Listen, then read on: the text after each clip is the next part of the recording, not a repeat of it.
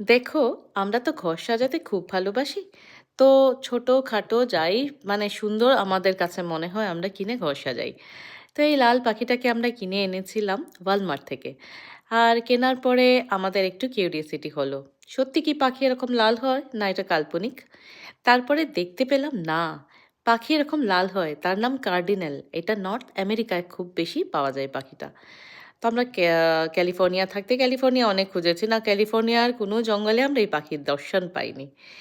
আমরা যে এখানে টেক্সাসে চলে এসেছি, আমার বাড়ির সামনে ট্রেলটা আছে যেখানে আমরা মর্নিং ওয়াকে যাই, সেখানে গিয়ে তার দর্শন পেলাম।